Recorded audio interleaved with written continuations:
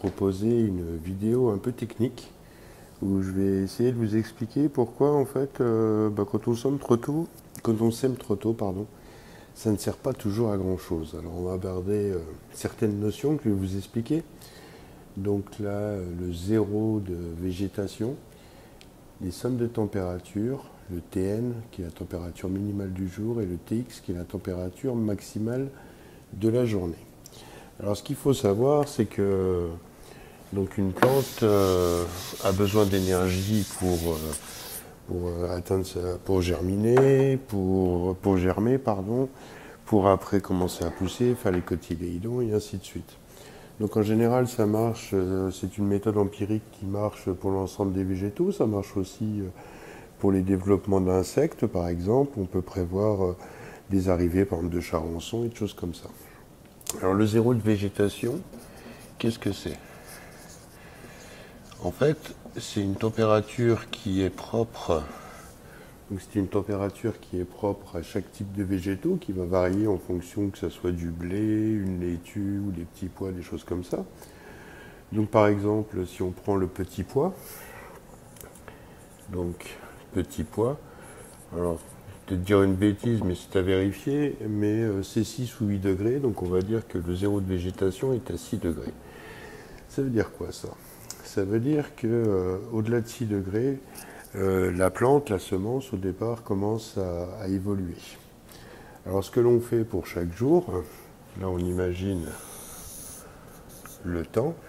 Donc là, on va mettre chaque journée. Tac. Ainsi de suite. On va noter la température minimale, que je note Tn, la température maximale. Donc imaginons qu'il fasse 4 degrés le matin et qu'il fasse 12 degrés l'après-midi. On va calculer maintenant la température moyenne. Alors, la température moyenne, c'est la somme de la température maximale plus la température minimale divisé par 2. 12 plus 4, ça fait 16, température moyenne 8. Et donc là, c'est là que ça devient intéressant d'avoir ce zéro de végétation, donc qui est de 6 degrés. On fait la différence entre la température moyenne et le zéro de végétation. Donc là, en l'occurrence, on a plus 2. Ce que l'on va faire, c'est qu'on va garder uniquement les différences positives. Si par exemple, le deuxième jour, on a 2 degrés le matin, 8 degrés l'après-midi, 8 et 2, 10, divisé par 2, ça fait 5. La différence, elle est de moins 1, donc 5 moins 6, ça fait moins 1, donc on n'en prend pas compte. Et donc ça, on va le faire chaque jour. Donc si on note, alors je vais aller un peu au hasard, j'ai pas pris le temps de noter par exemple les températures qu'il y avait à Strasbourg, mais par exemple si on a 14 et 6, 14 et 6 ça fait 20, divisé par 2 ça fait 10, donc la somme elle est de plus 4. Ensuite on peut imaginer à nouveau qu'on a moins 1 le matin, 10 l'après-midi, 10 moins 1, 9, divisé par 2 ça fait 4,5, donc ça fait moins 1,5, on n'en tient pas compte. On va continuer, je vais vous en noter quelques-unes comme ça.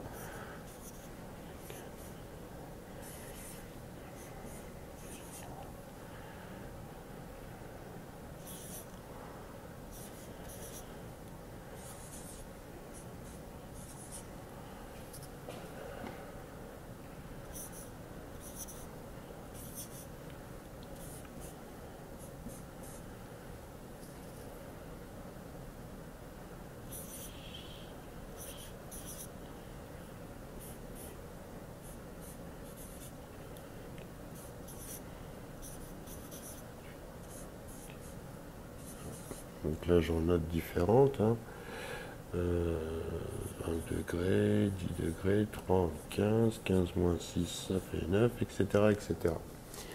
Alors, une fois qu'on a noté à chaque fois ces différences positives et que l'on va retenir, on part du principe que du moment qu'on a mis la graine dans le sol, il va falloir atteindre une certaine somme de température pour atteindre un stade. Ces stades, ça s'appelle les stades phénologiques. Le terme n'est pas si important que ça.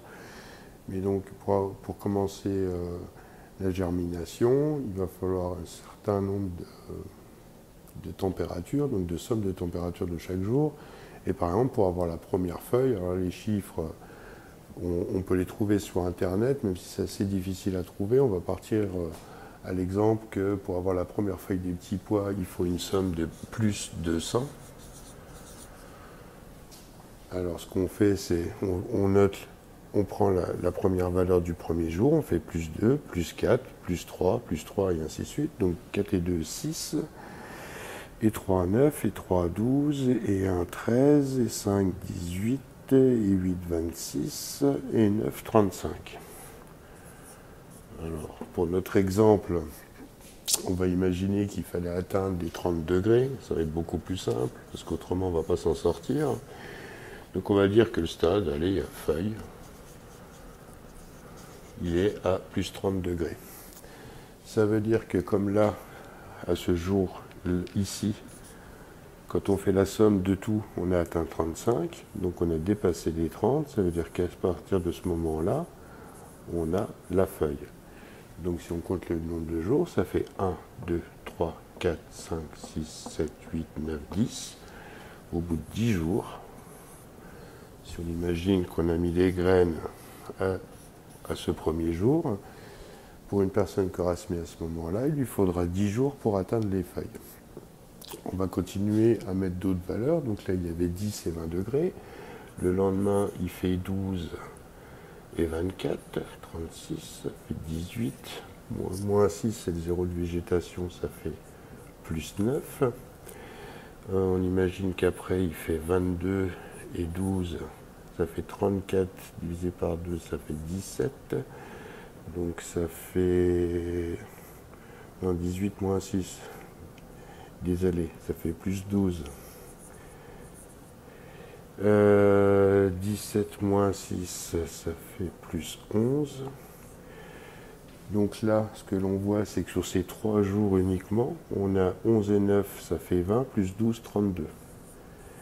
Donc ça veut dire qu'une personne qui aurait semé uniquement ici, semeur 2, donc là si je reprends, le semeur 2, s'il a semé juste à ce moment-là, donc assez tardivement en fait, par rapport au premier semeur, il arrive, comme il a une somme là de plus 32, parce que là il a fait plus 9, plus 12, plus 11, il arrive au même résultat. Donc le premier va avoir mis 10 jours pour arriver à un certain stade important pour la plante, et bien le second, en 3 jours, il aura fait le même résultat. On sait très bien qu'au printemps, même si on peut avoir des fois des valeurs maximales la journée qui sont assez élevées, on a souvent encore des nuits qui sont assez fraîches. Donc là, c'est sur un exemple assez simple. Vous démontrez que des fois, plus tôt on sème, on n'a pas forcément cette avance qu'on va conserver. Alors, ce qui veut dire, c'est qu'il faut être assez attentif à avoir à peu près cette idée. Souvent, on le voit un peu sur les étiquettes de semis. On va mettre qu'il faut semer commencer entre 10 et 12. Alors, ce n'est pas forcément toujours le zéro de végétation, mais on va dire qu'on s'en approche. Si le zéro de végétation est à 6 et qu'on arrive dans une période où finalement on est assez à l'écart des gelées et que généralement les minimales vont bien dépasser les 4 à 5 degrés, on a de fortes chances que tous les jours on va gagner de la température, ce qui va nous permettre de faire profiter la plante. Donc voilà, en quelques termes. Alors si vous avez des questions, n'hésitez pas à les poser. Je vais encore finir juste avec une certaine précision. Donc on a indiqué que la plante était définie par un zéro de végétation qui est une température. On compte la mini, Tn, la maxi, Tx. On fait la moyenne qui est Tm, c'est Tn plus Tx divisé par 2. Et on fait la somme. Alors, pour ceux qui ne sont pas habitués aux maths, c'est la somme de l'ensemble des températures moyennes moins la température du zéro de végétation. Et pour chaque stade, il faut qu'elle soit supérieure à une certaine valeur qu'on va noter x.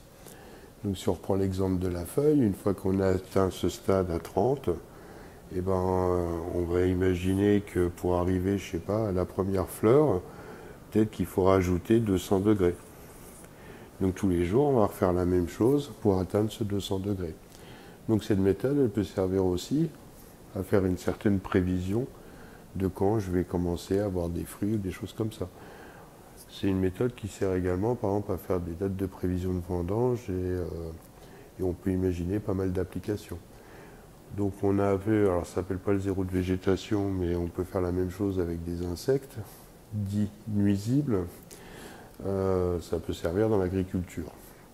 Donc c'était juste des fois parce qu'on entend on a toujours, dès qu'arrive le printemps, on a tout de suite envie de semer très rapidement et on pense qu'on va gagner du temps.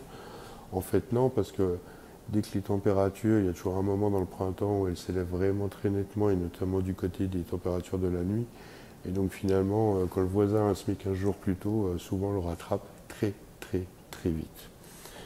Donc voilà, alors pour mémoire, les petits pois ça doit être aux alentours de 6 degrés, les pommes de terre on est à peu près dans ce niveau-là, les haricots c'est peut-être un peu plus élevé aux alentours de 8-10, la tomate ça doit être 12, et puis on peut avoir le concombre par exemple qui est à 15 degrés, beaucoup de courges qui doivent être à peine supérieures aux alentours de 16, 17, 18 degrés.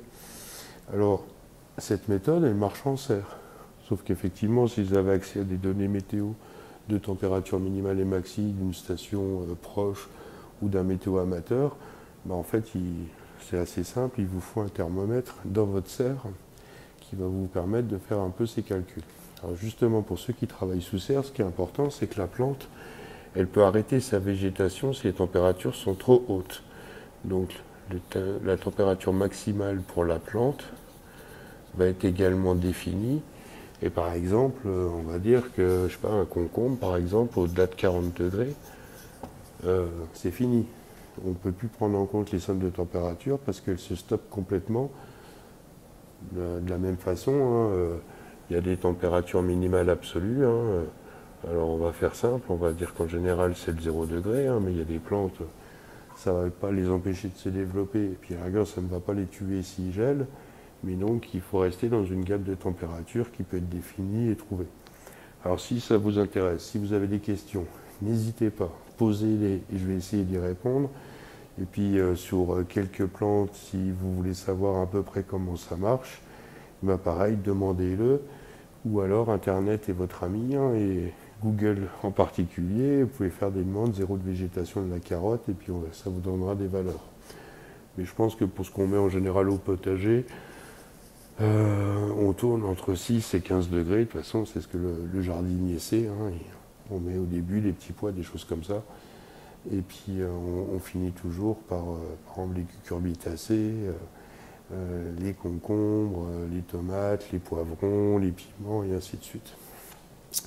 Donc comme d'habitude, si cette vidéo vous a plu, un petit pouce en l'air, un petit commentaire, ça fait toujours plaisir, et puis n'hésitez pas à la partager.